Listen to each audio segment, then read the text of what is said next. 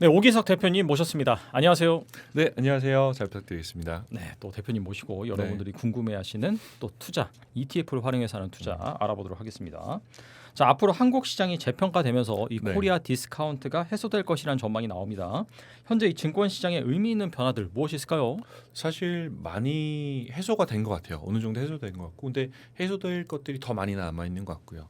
몇 가지 사실 그 의미 있는 변화들이 좀 있는데 그 전에 코리아 디스카운트부터 잠깐 먼저 말씀드릴게요. 사실 코리아 디스카운트라는 게 한국이나 뭐 미국이나 똑같은 기업이 있다. 예를 들어서 그 기업이 어떤 기업은 둘 똑같은 기업이 1년에 10만 원씩 버는데 그러면 주가가 똑같아야 되잖아요. 근데 사실 한국 기업 같은 경우는 미국만큼 벌어도 주가가 그만큼 평가받지 못했던, 특히 삼성전자가 대표적이었죠.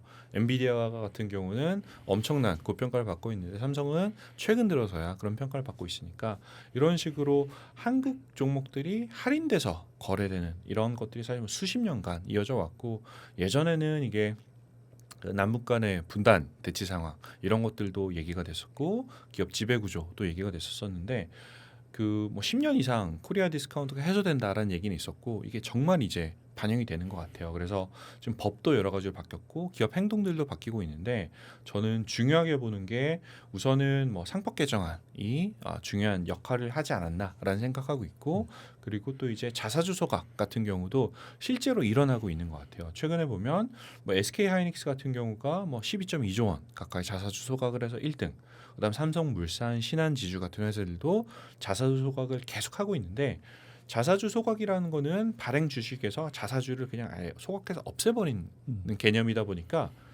비유를 굳이 들자면 뭐로 들어야 잘 맞을까? 뭐 피자라고 해볼게요. 피자 보통 8조각으로 배달되잖아요. 근데 그렇죠. 피자가 8조각이었는데 2조각을 아예 먹지 않고 없애버리는 거예요. 그럼 어. 6조각 남는 거잖아요. 그러면 네네. 식탁에 앉아 있는 사람들 입장에서는 그 한 조각의 가치가 더 소중해지는 거죠. 그런 식으로 이제 자사주 소각을 통해서 개별 한 주당의 기업 가치가 올라가는 이제 그런 이제 주가가 그 재조정되는 그런 역할이 있고요. 그리고 두 번째로는 사실 지금 여러 가지 이제 지표들을 좀 봐야 되는데, 결국은 이제 지금 한국의 PBR 이 얘기가 많이 됐었죠. 1년 전 같은 경우는 PBR이 한 배도 안 됐어요. 그러니까 시가총액이랑 주식의 장부가액을 비교하면 장부가액이 더 오히려 높았던 그런 상황이었는데, 미국 같은 경우는 S&P가 보통 PBR로 봤을 때 한 5배 언저리, 나스닥 같은 경우는 많이 올라가면 6배까지 사실 이제 훨씬 더 고평가를 해주거든요. 한국은 이제 한 배가 안 됐던 것에서 1.6배까지 올라왔어요. 그래서 1년 전보다는 많이 올라오긴 했지만 S&P 기준에 뭐 5배 수준까지 올라간다라고 하면 사실 산술적으로 여기서 3배 이상 갈 수도 있는 가능성은 있습니다. 어. 다만 이제 한국과 미국의 시장 규정이라든지 여러 가지 차이는 있겠지만 어쨌든 지금 1년 동안 많이 해소하고 있는 것 같아요. 또 지난 3월 한 달 동안 외국인이 약 35조 원어치를 순매도하면서 국내 주식시장에서 자금이 무섭게 빠져나갔는데 4월 들어서는 다시 좀 사고 있고, 맞아요. 쭉 사는 건 아니고 이제 왔다 갔다 하는 것 같긴 해요. 이 코스피 반등과 함께 한국 주식시장으로 다시 외국인의 자금이 유입될 수 있을까요? 어떻게 보세요? 저는 충분한 가능성이 있다라고 보고 있고 엄청난 유동성이 들어오고 있는 상태고, 우선은 3월달 얘기를 잠깐 이제 드리고 싶은 게, 외국인이 3월 동안 35조 원 역대급으로 사실 이제 그 한국 주식을 매도를 했는데 사실 뭐 한국이 싫어서 판 건 아니에요. 이때 그 이스라엘 그리고 이란, 미국 간의 그 전쟁이 지속이 되면서 여러 가지 그 변동성이 올라가는 상황이 왔고, 그 기간 동안 신흥국 전반에서 자금을 다 뺐거든요. 한국뿐만 아니라 뭐 인도, 대만, 브라질 같은 경우도 자금이 다 빠졌는데 결국 포트폴리오의 위험을 조정하는 과정에서 차익 실현한 부분도 있고 이머징 마켓을 줄였던 부분이 있는데 이제 그게 해소가 되겠죠. 해소되면서 저는 외국인 자금들이 빠졌던 것만큼 혹은 그 이상으로 들어올 가능성이 충분히 있다라고 보고요. 4월 들어서 사실 이제 여러 가지 외국인 자금 회귀하는 그 요인들이 있는데 뭐 3가지를 한번 들어보면, 첫 번째는 실적 자체가 압도적이었던 것 같아요. 삼성전자 같은 경우도 지금 뭐 전년 대비 거의 뭐 7.5배 이상 증가한 뭐 57조 원 이상의 지금 그 영업이익을 한 분기 동안 지금 낸 상태고요. 정말 이제 무시무시한 이제 숫자를 지금 기록을 하고 있고, 두 번째는 원달러 환율 같은 경우도 어느 정도 안정이 된 것 같아요. 환율이 뭐 국내 투자자 입장에서는 더 많이 내려가면 좋겠다라는 생각도 하시겠지만 뭐 이 정도 수준에서 안정되는 것만 하더라도 사실 외국인 투자자들이 들어오기 나쁘지 않은 환경이 될 수가 있고요. 마지막은 사실 이제 이게 사실 어떻게 보면 제일 중요한데 한국 시총을 놓고 보면 삼성전자하고 SK하이닉스 합치면 뭐 뒤에도 뭐 반도체 ETF가 있긴 하지만 합치면 시총이 코스피 전체 41%예요. 그러니까 한국 시장을 산다는 거는 결국 이 두 종목을 사는 것과 차이가 없다라고 봐도 되거든요. AI 산업의 흐름, 반도체, 전력, 다음은 광통신, 광통신 ETF로 투자, 코덱스 미국 AI 광통신 네트워크 ETF, 연금 코덱스하다. 최근에 미국에 상장한 ETF 중에 가장 센세이션한 ETF 중에 하나가 라운드힐이라는 운용사가 있는데 거기서 D램이라는 티커로 ETF를 냈어요. 삼성전자, 하이닉스, 마이크론 합쳐서 75%. 야. 그리고 나머지 종목들 해서 한 열 몇 종목짜리로 런칭한 상품이 있는데 이게 상품 런칭한 지 한 열흘 만에 1조 원이 넘어섰거든요. 굉장히 그 소형사 사실 블랙락이나 뭐 뱅가드 같은 회사에서 낸 게 아니라 초소형사에서 냈음에도 불구하고 자금이 쏠렸고 그러면 이제 혹시 그럼 한국에서 너무 많이 산 거 아니야? 라고 해석하실 수도 있는데 한국에서도 사셨어요. 근데 사신 그 물량이 전체를 100이라고 보면 그중 20이 안 돼요. 나머지 80은 미국에서 들어왔다는 얘기거든요. 미국 투자자들이 샀다는 얘기인데 지금은 그만큼 미국 투자자들이 국내 주식에 대한 관심이 커졌다.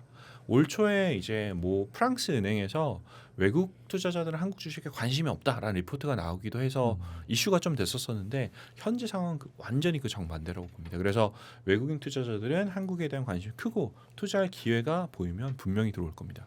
그간 사실 외국인이 한국 주식 많이 팔아치운 거는 약간 패시브 물량, 아시아에서 비중을 좀 줄이는 그런 경향이 있는데 방금 말씀하신 어떻게 본다면 섹터라든지 좀 그런 뭐 디램에 집중 투자하는 맞아요. 그런 거에 대한 상품이 나오고 또 매수세가 몰리면은 네. 그런 패시브 자금과 상관없이 확실히 좀 자금이 유입될 수가 있겠네요. 충분히 그런 가능성이 있고 하나는 뭐 추가로 더 말씀드리면 최근에 이제 얘기가 나오는 게 외국인들이 사용하는 증권사 뭐 전 홍콩에 지금 거주하고 있으니까 홍콩에서는 뭐 푸트라는 온라인 증권사가 굉장히 유명하고 아니면 인터랙티브 브로커라는 증권사들이 유명한데 이런 증권사들에서 이미 혹은 조만간 한국 주식에 투자하는 그 라인이 생겨요. 이거는 지금까지 저희가 보는 외국인이라는 거는 다 기관 투자가였어요. 헤지 펀드나 아니면 대형 펀드들 에서 들어왔다라고 보면 이번엔부터 생기는 거는 개인 투자자들이 들어올 수 있는 기회가 생깁니다. 해외에 있는 개인 투자자들이 국내 주식에 투자할 수 있는 기회가 생기기 때문에 역시도 보면 어떻게 보면 동학개미를 지켜줄 수 있는 서양개미라고 해야 될지 외국 개미들이 같이 들어오는 하나의 또 호재가 되지 않을까 싶어요. 뭐 한때 그 레딧에서 이 하이닉스 어떻게 사야 되냐 외국인들이 막 그런 얘기를 했다고 네네네. 하는데 실질적으로 좀 매수세가 유입됐으면 좋겠습니다. 네, 맞습니다. 또 코스피가 어느 순간에 한 6,600, 뭐 장중에는 한 6,700까지 돌파를 했죠. 네, 그래서 7,000p, 뭐 8,000p 전망까지 나오는데 특히나 이제 외사에서 좀 많이 나오는 것 같습니다. 맞아요. 이런 국내 주식의 상승 흐름을 놓치고 싶지 않다라고 한다면은 지금 어떻게 접근하는 게 좋을까요? 저도 사실 이번 출장 와서 방송도 하지만 그 기관 투자가분들, 국내 기관 투자가분들이나 뭐 펀드 매니저분들 많이 만나보는데 현재 시점에서만 얘기하면 8천까지는 가지 않겠느냐라는 게 좀 컨센서스인 것 같아요. 제가 만난 분이 엄청 많지는 않고 한 대여섯 분 정도 만났는데 그 정도면 8천 신뢰가 정도를 있죠. 많이 네. 얘기하시는 것 같고 결국은 그 배경이 사실 코스피 상장사 영업이익이 올해 그 뭐 전망되는 걸 보면 전년 대비 한 40% 가까이 늘어서 400조 원 가까이로 전망이 돼요. 물론 삼성전자나 하이닉스가 굉장히 큰 부분을 차지하겠지만 실적이 이렇게 잘 나오기 시작하면 지수는 따라올 수밖에 없다라는 게 결국은 주식은 뭐 실적과 멀티플의 함수라고 볼 수밖에 없으니까 멀티플은 말씀드렸던 것처럼 상법 개정 같은 걸로 계속 지금 멀티플이 좋아질 환경을 만들고 있고 실적도 따라오니 국내 증시가 좋을 수밖에 없다라는 생각이 들고요. 그 중에서 사실 제일 많이 봐야 되는 건 역시 반도체인 것 같아요. 지금 한국을 주도하는 것 그래서 전 세계를 보더라도 전 세계 시장 주도한 게 반도체이기 때문에 반도체를 봐야 되고 반도체는 근데 사실 조금 들어가면 그 안에 사이클이 몇 개가 좀 섞여 있기는 해요. 예를 들어서 메모리 반도체, 뭐 HBM 같은 뭐 삼성전자나 SK 하이닉스 같은 경우는 지금 슈퍼 사이클을 완전히 타고 있죠. 다만 경기를 좀 많이 탈 수밖에 없어요. 그래서 미국발 뭐 경기 불안, 스태그플레이션 얘기가 막 왔다 없어졌다 얘기하는데 이런 것에 따라서 사실 이제 조금 사이클을 탈 가능성이 높고요. 두 번째는 사실 뭐 소부장 많이 아시죠? 뭐 소재 부품, 장비 이런 부분인데 반도체 만드는 데 필요한 재료나 뭐 기계 만드는 이런 회사들은 메모리보다는 변동성이 조금 낮은 편이에요. 그렇기 때문에 경기를 좀 덜 타는 그런 장점이 있어서 이런 두 개를 사실 같이 섞어가는 ETF들을 가져가시면 좋을 것 같고요. 뭐 뒤에도 있지만 타이거 반도체 같은 경우는 메모리 대형주가 조금 더 높기 때문에 사이클 뭐 지금처럼 HBM이 호황일 때 조금 더 수익률이 좋을 수가 있고 코덱스 반도체도 있거든요. 이쪽 같은 경우는 소부장이 조금 더 들어가요. 그렇기 때문에 사이클이 좀 꺾이거나 아니면 나는 조금 더 사이클을 덜 타고 싶다라고 하시는 분들은 코덱스 반도체를 쓰시는 게 좋은데 저는 지금은 여유가 되시면 사실 둘 다 하시는 게 좋겠다. 왜냐하면 어느 쪽으로 가더라도 괜찮고 하나를 또 안 가져가기에는 뭐 지금처럼 시장이 좋은데 좀 불안하지 않나라는 생각이 들고 다만 이제 조언 드리고 싶은 거는 어떤 걸 하시더라도 한 번에 다 그냥 넣고 하시는 것보다는 분할 매수로 계속 투자하면서 그 투자 단가를 평준화시키는 그런 작업도 같이 해주시면 더 좋을 것 같아요. 또 코스피가 폭등한 만큼 네. 개인 투자자들은 좀 순매도세를 지속하고 있습니다. 네. 그래서 이 같은 순매도세가 이어지면은 월간 기준 역대 최대 순매도 기록을 뭐 경신할 것이다라는 전망이 나오는데 좀 단기간에 조정이 올 가능성도 좀 우려가 되는데 어떻게 보세요? 저는 지금 뭐 모멘텀이 너무 좋기 때문에 조정이 올 정도로 사실 차익 실현 규모가 크지는 않다라고 생각을 하고 있어요. 뭐 예전에는 뭐 개인이 팔면 외국인이 사고 뭐 그러면 오른다 뭐 이런 얘기도 있어서 어떻게 보면 그 얘기를 집어넣으면 지금 개인이 좀 파시고 있기 때문에 오히려 시장이 더 올라가지 않느냐라는 생각해 볼 수도 있을 것 같은데 현재만 상황 놓고 봤을 때 개인이 파시는 건 현재는 저는 차익 실현이라고 생각해요.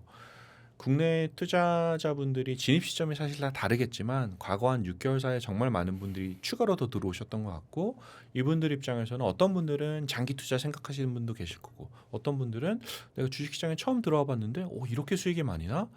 불안하기는 하니까 조금 이익 실현을 해보자 라는 분도 계셔서 지금 그런 이제 개인 쪽에서 매물이 나온다라고 보는데 공포에 떠밀려서 파는 건 아닌 것 같아요. 공포에 떠밀려서 파는 구간이면 사실 조정을 우려를 해야겠지만 현재는 공포감이 있어서 파는 게 아니기 때문에 너무 우려는 안 하셔도 좋을 것 같다라고 생각하고 있고요. 말씀드렸던 것처럼 삼성전자, 하이닉스 지금 거의 뭐 역대급의 지금 실적이 나오고 나올 것으로 예상하기 때문에 시장의 하락 혹은 뭐 지금 모멘텀이 부러지는 그런 상황은 그렇게 걱정 안 하셔도 될 것 같고요. 오히려 지금 외국인들의 장기 매수가 더 많이 나오는 국면이기 때문에 현재 시장에 대해서 두려움은 너무 많이 안 가져가셔도 될 것 같습니다. 또 최근 뱅크 오브 아메리카에서 네. 현재 이 미국 시장이 사모금융 부실 문제 이건 한 몇 개월 전부터 계속해서 나오는 이슈죠. 맞습니다. 그다음에 유가 급등. 최근에 이 전쟁에 대한 좀 민감도는 확실히 증시에서 떨어짐에도 불구하고 유가는 계속해서 올라서 네. 또 채권 금리도 오르고 좀 불안불안하단 말입니다. 그래서 이 미국발 금융 위기 가능성 어떻게 보세요? 현재로서는 뭐 시나리오는 이제 쓸 수 있겠지만 뱅크 오브 아메리카에서 나온 이 리포트에 대해서 조금 이제 맥락을 설명을 드리고 싶은 게 월가에서 있는 거대 은행들 같은 경우는 그 안에 부서들이 굉장히 많이 있어요. 굉장히 많이 있는데 그 중에서 최근에 뭐 지난 2, 3년 사이에 많이 큰 부서 중에 하나가 그 다양한 파생 상품을 바탕으로 이제 시장의 위기를 해칭할 수 있는 이제 그런 솔루션을 파는 부서들이 커지기 시작했거든요. 이걸 QIS라고 하기도 하고 회사마다 이름은 좀 다르지만 결국은 이런 보고서들은 시장의 공포를 키워야지 해칭용 상품을 기관 고객들한테 팔 수 있는 거예요. 보험사라든지 연기금이라든지 뭐 개인들한테 파는 상품은 아니지만 초대형 기관들한테 이런 해칭용 상품을 팔아야 되는데 그럼 사실 공포가 있어야 이런 게 팔릴 거잖아요. 그렇죠. 이제 그러다 보니까 이제 이런 경고 보고서가 물론 중립적으로 쓰셨겠지만 항상 중립적이진 않을 수도 있다라는 얘기를 그냥 참고 삼아 드리고요. 그리고 사실 또 공포가 어떻게 보면 가장 큰 마케팅 수단이기도 하죠. 여러 가지 상품들 봤을 때 이런 걸 우선은 이제 좀 먼저 말씀드리고 싶고 두 번째는 그때하고 지금은 좀 다른 게 뭐냐면 2008년 서브프라임 같은 경우는 제가 금융권에 온 2년 차였어요. 사실 저는 완전 주니어 때 그걸 직접 몸으로 겪었는데 그때는 사실 뭐가 어디서 터질지 아무도 예상이 불가능했어요. 뭔가 이제 CDO 모기지가 터진다라고 하는데 구체적으로 얼마나 어디서 터져라는 게 안 잡히는 거예요. 그 장부에 안 잡히니까 그게 사실 문제가 됐었는데 너무 복잡했고요. 금융상품 같은 경우가. 근데 지금 같은 경우는 그 범위가 상대적으로 좁아요. 사모대출이라는 시장이 문제가 될 수도 있겠다. 프라이빗 크레딧이 문제가 될 수도 있겠다라는 거고 사실 프라이빗 크레딧 안에서도 모든 상품이 문제가 되는 게 아니라 일부 뭐 데이터 센터 관련한 하이퍼스케일러 관련한 일부 부분이 지금 문제가 될 수도 있다라는 부분이니까 문제가 어디서 터질지 예측이 가능하기 때문에 2008년과는 전혀 다르다라는 생각하고 있고요. 사실 그 시장이 정말 위기 신호를 보낼 때는 전 세 가지 정도를 봐야 된다고 보는데 첫 번째는 하이힐드 스프레드를 봐요. 하이힐드라고 하면 이제 일반 신용 등급이 아닌 정크본드, 그렇죠. 일반 대출 못 받는 기업들이 채권 발행해서 했을 때 조달 금리가 얼마냐라는 게 하이힐드 금리. 두 번째는 은행들 사이에서 단기로 돈을 빌리는 레포 시장이라는 게 있어요. 단기 유동성의 경직도를 파악할 수 있는 게 있는데 이게 두 번째. 세 번째 같은 경우는 채권 시장의 공포 지수. 그러니까 주식 시장은 빅스 지수를 쓰잖아요. 그렇죠. 채권 시장은 무브 지수라는 게 있습니다. MOV라는 지수가 있는데 이 세 가지를 보면 되는데 지금 이걸 보면 지금 하이힐드 스프레드가 한 2.8% 수준이에요. 위기 구간은 7%까지 가야 돼요. 그러니까 사실 지금 어떻게 보면 안정적인 수준이고요. 레포 같은 경우도 지금 안정적인 상황이에요. 그리고 무브 지수는 지금 한 60에서 70선인데 문제가 되는 구간은 120 이상 가야 돼요. 그렇게 놓고 보면 시장에 나온 데이터로만 보고 판단했을 때 금융위기가 단기간에 올 가능성 그렇게 크진 않다. 나중에 뭔가 또 문제가 생길 수도 있겠지만 현 시점에서는 사실 그렇게 리스크가 크지 않아 보입니다. 그리고 많은 투자자분들이 절세를 위해서 ISA 계좌 많이 네. 사용을 하시는데 문제는 ISA 계좌는 해외 상장 ETF는 이제 투자할 수 없단 말이죠. 맞아요. 그래서 미국 주식의 성장세를 가져가려면은 국내 상장 ETF로는 어떤 걸 주목하면 좋을까요? 네, 저는 사실 ISA 계좌는 최대한 활용하시는 게 제일 좋다라고 생각하고 있고요. 그 지금 시점에서 저는 해외 쪽을 가져간다라고 하면 하나는 사실 나스닥 관련한 것들 그리고 하나는 고배당 상품 가져가면 좋겠다라고 생각하는데 나스닥은 뭐 타이거 나스닥 100 같은 경우는 뭐 ISA 계좌가 특히 좋은 게 하나면 뭐냐면 그 ISA 계좌 안에서는 손익 통산이 돼요. 그래서 한쪽에서 손실이 나면 반대쪽에서 이제 그 상계해서 나중에 세금 계산이 되는 그런 부분들이 있는데 일반 주식 계좌는 그게 안 되거든요. 그래서 이런 장점이 있기 때문에 공격적인 상품을 ISA 계좌에서 넣어가면 좋겠다라는 생각에 나스닥 100을 말씀드렸고요. 두 번째는 뭐 한국에서 많이 하시는 상품이긴 한 것 같은데 타이거의 뭐 미국 배당 다우존스 같은 상품들도 보면은 배당은 사실 ISA 안에서 과세가 안 되거든요. 그렇기 때문에 사실 배당 수익률이 높은 상품들일수록 ISA 계좌를 쓸 때 장점이 뚜렷해지죠. 혹은 아니면 커버드콜 같은 상품들도 하시면 좋을 수도 있고요. 그래서 이런 것들을 봤을 때는 ISA 상품 같은 경우는 일반 계좌도 사용하시겠지만 절세라는 강력한 도구가 있기 때문에 우선 이거 최대한 쓰시고 그 다음에 일반 계좌 쓰시고 뭐 해외 투자하시고 이런 식으로 가시면 좋을 것 같습니다. 또 AI 이 반도체 기술주 중심의 나스닥이 다시 상승 흐름을 보이고 네. 있습니다. 얼마 전까지만 하더라도 약간 장기 박스권에서 좀 하락하나라고 생각을 했는데 네. 순식간에 더 반등을 했어요. 맞아요. 그 AI 버블론에 힘이 실리고 있는 상황인 것 같은데 현재 이 나스닥 투자는 어떻게 보시나요? 버블론을 일단 핵심 근거를 먼저 보면 버블을 주장하시는 분들은 제일 큰 게 사실 AI에 천문학적인 돈을 쏟아붓는데 그 돈이 매출로 돌아오는 게 보이지 않는다. 언제 돌아올 거냐라는 그런 이제 얘기를 하시는 거죠. 지금 마이크로소프트랑 메타, 뭐 아마존, 알파벳, 애플 5개 회사가 2026년에 AI 설비 투자에만 쏟아붓는 돈이 원화로 870조 원이에요. 정말 막대한 규모를 쏟아붓고 사실 그 막대한 투자를 쏟아붓기 때문에 지금 삼성전자하고 SK하이닉스 실적이 이렇게 좋아질 수 있는 거죠. 근데 어떻게 보면 한 나라의 GDP보다 큰 규모를 지금 설비 투자에 쏟아붓고 있는 상황인데 지금 버블론자들이 얘기하시는 거는 닷컴 버블 상황에도 보면 엄청난 규모의 투자가 왔는데 실제 수익 실현은 한참 뒤에 왔다. 특히 이제 닷컴 버블이 꺼지고 나스닥이 고점 회복하는 데 걸린 시간이 16년이에요. 혹시라도 그런 상황이 오면 어떡하냐라는 불안감이 있으신 분들이 계시고 다만 사실 저는 현재 상황은 전혀 다르다라고 보고 있는데 뭐 여러 가지 이유가 있겠지만 사실 어젯밤에 있었던 실적 발표가 좀 가장 컸다고 봐요. 어젯밤에 지금 실적 발표가 있는데 버블의 정의는 결국은 실체가 없는 기대감이 주식을 올리는 게 아니냐라는 건데 어제는 사실 실체를 확인할 수가 있었던 것 같아요. 특히 구글 같은 경우가 구글 클라우드가 1분기에만 지금 매출이 200억 달러를 돌파를 하면서 전년 대비 60% 이상 성장했거든요. 야. 이게 확실히 이제 AI에 대한 투자가 이익으로 나오는 얘기고 지금 구글의 CEO인 순다이 피차이 같은 경우는 기업용 AI 솔루션이 처음으로 구글 클라우드의 주요 성장이 됐다. 결국 어마어마한 규모의 기업들이 클라우드를 AI를 위해서 지금 사용하고 있다. 이게 지금 구글의 이제 매출의 그 원동력이 되고 있고 마이크로소프트도 비슷해요. 네. 마이크로소프트도 애저 클라우드가 전년 대비 한 40% 이상 올랐고요. 또 재밌는 게 마이크로소프트의 AI 사업부가 따로 있는데 여기 연간 매출이 370억 달러 규모인데 전년 대비 120% 이상 성장했어요. 이제는 이제 설비 투자하는 것뿐만 아니라 이제 실적까지 따라오는 그런 구간들이 오고 있어서 이런 거를 감안을 해보면 결국 이제 2000년 나스닥 기업들 같은 경우는 거의 적자였어요, 사실. 닷컴 버블 뭐 주가는 많이 올랐지만 적자들이 많았는데 지금은 사실 매출도 뚜렷하고 사업 모델도 뚜렷하고 뭐 이런 것들이 있기 때문에 실적이 실제로 받쳐주는 상황이기 때문에 버블은 사실 두려워하지 않아도 된다라는 걸 이제 말씀드리고요. 뭐 이런 것들을 감안을 하면 결국은 나스닥 투자 저는 여전히 해야 된다라고 생각하고 있어요. 그래서 기술 투자, AI 투자 지속적으로 해야 된다고 생각하고 있어서 투자자분들께 말씀드리고 싶은 거는 아까 한 번만 더 다시 말씀드리면 그럼에도 불구하고 한 번에 다 들어가지 마시고 분할로 계속 들어가시는 게 좋다라고 생각합니다. 지난번 또 출연하셨을 때도 AI와 관련해서 크게 성장할 산업들 여러 가지 소개해 주셨는데 투자자들이 앞으로 특히 주목해야 될 유망 분야는 무엇이 있을까요?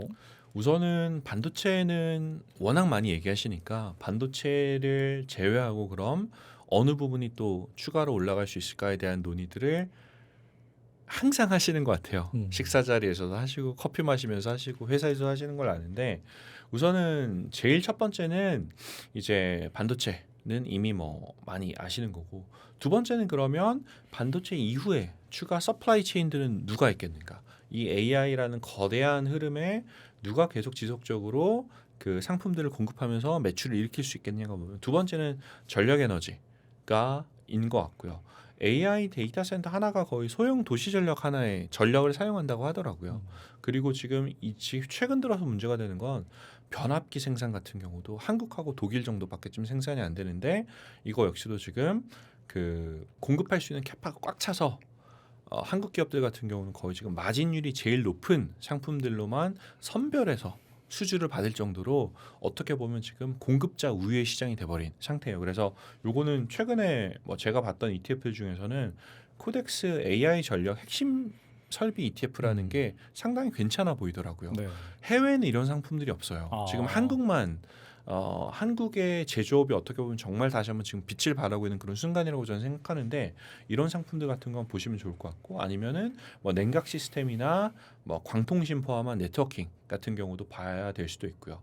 하나 더 간다라고 하면 이제 그 로봇하고 피지컬 AI에 대한 얘기를 안 드릴 수가 없는데 뭐 타이거의 뭐 코리아 휴머노이드 로봇 산업 ETF 같은 경우도 이런 테마를 잡을 수 있는 국내 버전이라고 생각하고 있고요. 뭐 감속기, 모터, 센서 여러 가지 이제 로봇을 구동하기 위해 들어가야 되는 부품이나 소재들이 많은데 이런 쪽에 지금 혜택을 볼 수 있는 ETF들이 한국에 상장돼 있는 게 재밌어요. 사실 K-팝, K-컬처 얘기 많이 하는데 저는 최근 들어서 되게 많이 느끼는 것 중에 하나가 한국에 상장되는 ETF가 그 발전 속도나 혁신 속도를 보면 어떻게 보면 미국을 지금 앞지른 것 같아요. 한국이 또 빠른 건 엄청 엄청 빠르니까요. 빠릅니다. 엄청 빠르시고 다들 너무 열심히 일하시니까 이런 부분이 정말 투자자들이 원하는 상품들을 어떻게 보면 저는 제가 해외 운영사 다니면서 이런 얘기하기 좀 그렇지만 훨씬 더 진지하게 한국 운용사들이 고민 많이 하시는 것 같아요. 그래서 그런 측면에서 봤을 땐 좀 전에 말씀드렸던 상품들 한번 보시면 좋을 것 같습니다. 또 6월 IPO를 앞둔 스페이스X가 기업 가치 3천조 원을 또 장외 시장에서 기록했다는 소식이 얼마 전에 있었죠. 네. 그러면서 이 투자자들 사이에서는 우주 항공 테마가 부각이 되고 있는데 지금 주목하면 좋을 ETF가 있을까요? 저는 스페이스X 상장이 뭐 일론 머스크의 생일날 된다라는 이런 얘기도 지금 나오던데. 맞아요. 네. 예, 근데 그 기업부터 먼저 말씀드리면 저는 굉장히 좋은 기업이라고 생각을 해요. 가지고 있는 굉장히 큰 밸류 중에 하나가 스타링크거든요. 지금 구독자가 900만 명이 넘어섰고요. 그리고 아마 전 훨씬 더 빠른 속도로 늘어날 거라고 봐요. 그리고 한국의 경우는 좀 다를 수도 있지만 땅덩이가 좀 크다든지 아니면 그 통신 인프라가 제대로 깔리지 않은 국가에서는 굉장히 큰 대안이 될 수도 있는 그런 상품이어서 전 세계를 대상으로 통신 사업을 한다라고 보면 구독료만 해도 엄청나지 않겠습니까? 이제 이런 것들이 지금 현재 주가의 큰 부분을 차지하고 있다고 보는데 다만 이제 문제는 지금 이미 뭐 3천조까지 올라왔고 그럼 3천조로 상장했다라고 하면 그 이상 얼마까지 갈 거냐라고 했을 때 추가 업사이드는 제한적이라고 봐요. 대신에 이런 대형 종목이 상장하기 때문에 상장 전에 기대감들이 계속 올라올 수 있거든요. 이런 부분에서 사실 이제 투자자분들이 기회를 잡으셨으면 좋겠는데 지금 뭐 타이거 우주테크 ETF라든지 아니면 한국의 뭐 코덱스 같은 경우는 미국 우주항공 ETF 같은 것들 이런 것들 상장이 돼 있는데 스페이스X 상장 전에 저는 오히려 더 상승 탄력이 좋을 거라고 개인적으로는 생각하고 있어요. 상장되고 나서 조금 더 올라갈 수는 있겠지만 그 이후에는 오히려 그 수급적인 측면에 악재가 나올 수 있기 때문에 제가 말씀드렸던 ETF들은 스페이스X 상장 전에 먼저 들어가시는 게 좋겠다라는 얘기를 드리는데 시간이 괜찮으면 좀 더 말씀드리고 싶거든요. 이 부분. 스페이스X가 이번에 상장하면서 여러 가지 그 기록들을 좀 세울 것 같은데 그 중에 하나가 나스닥 지수 회사로서의 나스닥이 상장 규정을 바꿔버렸어요. 원래는 이제 상장하고 최소한 한 분기는 있어야 되고 그리고 또 뭐 유통 주식 수도 전체 주식의 10% 넘어야 되는 이런 규정들이 있는데 그걸 다 없애버렸어요. 그리고 상장하자마자 15일 안에 상장 지수 편입 나스닥 100 지수 편입을 의사결정을 할 수 있다라는 얘기를 했거든요. 이거는 이렇게 되고 나면 어떻게 되면 스페이스X가 만약에 정말 3천조로 상장이 된다라고 했을 때 그 시가총액 비중만큼 아마도 지수의 비중을 차지하게 될 거예요. 그러면 애플의 절반이죠. 현재로 봤을 때. 그럼 네. 초대형 주고 상당히 큰 비중을 차지할 수밖에 없는데 그러면 지수에 이 종목이 들어온다라고 하면 그 기간에 어떤 일이 일어나냐면 스페이스X를 편입하기 위해서 나머지 종목을 계속 매도하면서 현금을 만들어야 돼요. 뭔가 새로 자금이 어디서 뚝 떨어지는 게 아니기 때문에 나스닥 100을 추종하고 있는 펀드들 한국도 그렇고 미국도 그렇고 그 펀드들 ETF 안에서는 비중 조절이 들어갑니다. 그렇게 되면 스페이스X의 경우는 매수가 계속 일어나겠지만 나머지 종목들은 그 매수가 일어나는 기간 동안은 오히려 매도를 해야 되는 그런 압력을 받을 수밖에 없어요. 그래서 원래는 사실 지수 편입되더라도 종목이 크지 않으면 그 효과가 좀 미미한데 이거는 워낙 큰 규모로 상장하다 보니까 시장에 단기적인 좀 충격은 줄 수 있는 그런 이벤트예요. 그리고 그 충격에서 우주항공 같은 테마 역시도 사실 아이러니하게 상장 이후에 지수 편입과 스페이스X의 지수 편입과 관련해서 단기적인 매도 압력을 받을 가능성은 있습니다. 그 스페이스X를 담기 위해서 네. 나스닥이 또 룰까지 맞습니다. 정말 좀 네. 수급적인 관점에서 엄청난 이벤트가 될 수 있어가지고 대부분의 전문가분들이 이렇게 말씀하시더라고요. 좀 이렇게 네. 잠잠해지면 투자하는 게 어떠냐. 맞아요. 또 투자를 하시는 분들이라면은 장기 투자용으로 S&P 500과 나스닥 100은 기본 탑재가 되어 있을 것 같습니다. 네. 이 두 가지 외에도 이 폭락이 오든 말든 꾸준히 모아가면 좋을 만한 ETF 뭐가 있을까요? 저는 지금 한국 주식 ETF인 것 같아요. 뭐 타이거 200, 코덱스 200 같은 대표 지수 가져가는 거는 뭐 여러 가지 테마 ETF를 제가 앞에 말씀드리긴 했지만 그거는 포트폴리오의 일부로 가져가시고 꼭 담아가지고 모아가셔야 되는 거는 좀 국내 주식인 것 같다. 앞에도 말씀드렸지만 상법 개정부터 지금 구조적인 그런 국내 주식의 체력을 한국 주식의 체력을 바꾸려는 작업들이 진행이 되고 있고 실적이 뒷받침해주고 있고 그리고 말씀드렸던 것처럼 해외에 있는 개인 투자자들이 한국 주식에 들어온다라고 하면 사실 지금은 지금 1년 전에 저희가 얼마였죠? 한 2,500 정도 됐나요? 맞아요. 그 정도밖에 안 됐어요. 네. 이게 그러면 다시 예전으로 돌아갈 거냐? 저는 못 돌아간다고 봐요. 못 돌아가는 상황 정말 많이 빠져도 5천 언저리가 끝. 그 이후에 다시 또 반등하겠죠. 그렇게 놓고 보면 아까 말씀드렸던 것처럼 지금 코스피가 S&P와 같은 수준의 멀티플 밸류에이션을 받는다라고 하면 여기서 사실 2배 이상 상승할 수 있어요.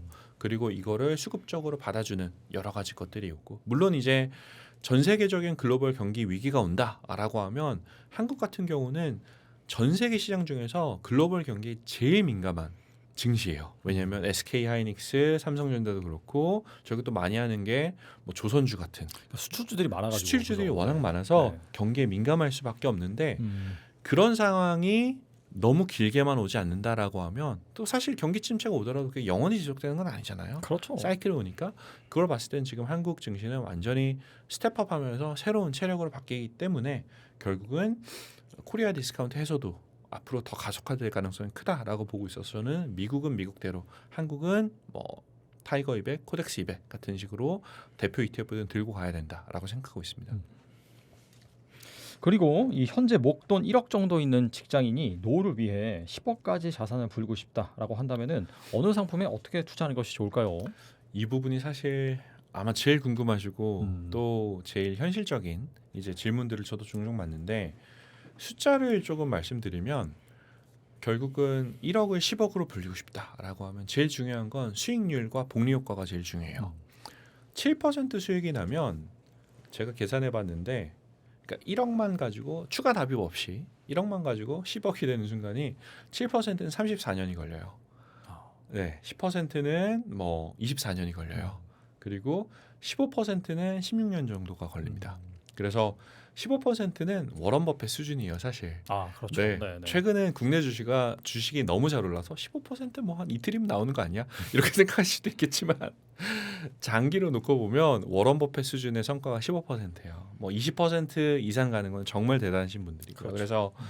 그래서 이런 것들을 이제 가져가셔야 되는데, 그러면 장기 투자를 하실 수밖에 없으니까 결국은 뭐 S&P 500 정도 혹은 나스닥 같은 걸 합쳐서 한 60% 가져가시고, 그리고 국내 뭐 타이거나 코스피 200 같은 것들, 코덱스 200 같은 것들 한 20% 가져가시고, 나머지 이제 한 20% 정도가 남는 거는 말씀드렸던 현재 테마가 붙어 있는 상품들. 저번 방송에서도 제가 이제 세틀라이트 위성 투자에 대해서 말씀드렸는데, 현재 테마가 있는 상품들, 모멘텀이 붙어 있는 그런 전략들, 200일 이평선으로 보셔도 되고요. 뭐 100일짜리도 보셔도 되는데, 이평선 보시고 지금 테마가 살아있는 뭐 반도체라든지 아니면 전력 관련한 ETF들을 담아가시면, 이거를 이제 룰을 가지고 이렇게 투자하시면 생각보다 훨씬 빨리 이제 목표에 도달하실 가능성이 있다라고 봅니다.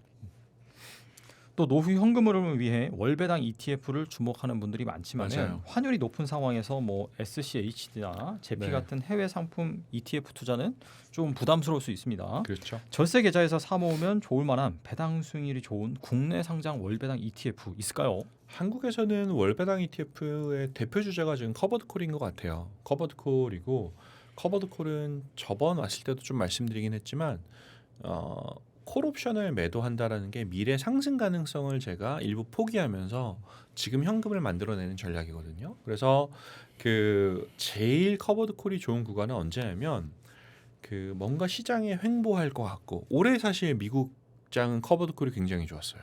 한국처럼 안 올랐거든요. 그래서 그러네요. 위아래로 등락했기 때문에 미국 커버드콜 굉장히 좋았고, 근데 한국처럼 이렇게 정말 치솟아 가는 장에서는 커버드콜 투자하시면 올라가는 거를 굉장히 많이 포기하셔야 돼요. 이제 그렇기 때문에 그 뭐 성장을 목적으로 하시는 분들 같은 경우는 일반 ETF가 나으시고, 은퇴하셔서 난 정말 현금흐름을 만들어야 돼라고 하시면 이제 뭐 최근에 있는 뭐 타이거 200 타겟 위클리 커버드콜 같은 경우, 왜냐하면 국내장 커버드콜을 오늘은 좀 말씀을 드리고 싶은 게, 커버드콜도 결국 기초자산이 올라가야 같이 올라가요.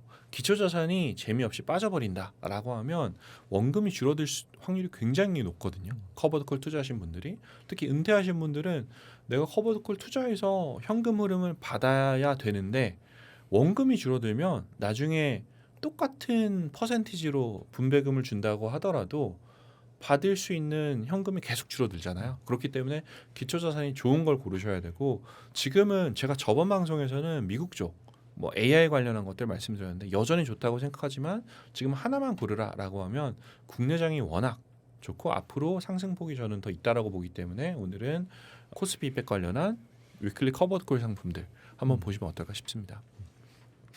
또 여유로운 노후를 보내기 위해서는 월 한 300만 원 정도는 필요할 것 같습니다. 맞아요. 이 정도 현금 흐름을 만들려면은 배당과 성장 모두 잡을 수 있는 ETF가 필요할 네. 것 같은데 월 배당 ETF를 활용해서 어떻게 포트폴리오를 짤 수 있을까요? 여기는 제가 미국 상장된 것들 좀 예시를 좀 들어볼게요. 지금 지난 1년 동안만 봤을 때 한국에서 제일 많이 하시는 커버드콜이 제피를 많이 하시죠. 1년 동안 토탈 리턴으로 12.3% 올랐어요. S&P 500은 28% 올랐어요. 좀 전에 말씀드렸던 것처럼 기초자산이 상승하는 구간에서는 커버드콜을 사용하면 사실 못 쫓아갈 확률이 커요. 근데 다만 모든 커버드콜이 그런 게 아니라 뭐 저번에도 말씀드렸지만 FEPI라든지 요거는 펀과 관련한 종목을 바탕으로 커버드콜을 사용하는 전략이고 AIPI는 AI 관련한 종목들 바탕으로 커버드콜을 사용하는 전략인데 이거는 1년 동안 토탈 리턴이 33%, 26% 나오면서 일반 커버드콜보다 성과가 훨씬 더 좋게 나왔어요. 그래서 이런 것들을 보면 이제 그 특히 월 300만 원을 모으기 위해서 필요한 돈을 생각을 해보면 AIPI를 말씀드릴게요. 왜냐하면 AIPI가 현재 배당률이 34%거든요. 그러면 1억 투자하면 280만 원 받으실 수 있는 거예요. 1억 600만 원 투자하면 지금 딱 돈으로 월 300이 나옵니다. 그 여기다 은퇴하신 분들은 국민연금에서 나오는 한 100만 원 정도 된다라고 가정을 하면 월 한 400 정도가 나와요. 그러면 물론 이게 커버드콜이 원금이 뭐 안 빠지냐? 빠집니다. 빠질 수도 있어요. 위험한 네네. 상품이긴 하지만 작은 금액으로 내가 최대한의 현금 흐름을 만들어내겠다라고 하면 배당률이 높은 이제 커버드콜, AIPI 같은 것들 한번 보시면 좋고요. 두 번째는 나는 그거는 좀 위험한 것 같아.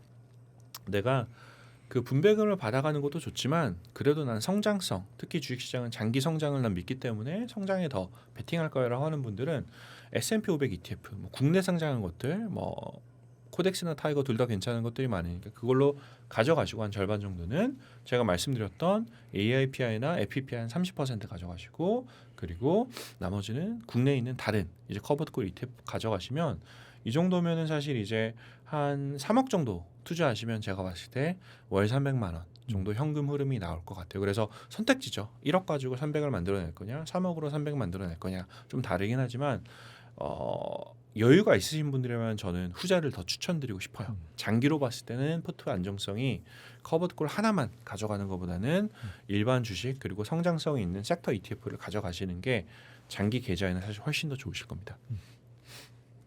또 노후 준비를 못하고 퇴직을 하게 되시는 분들도 많이 있죠. 퇴직금 1억 원을 투자해서 월 생활비를 받을 수 있는 배당 상품도 있을까요?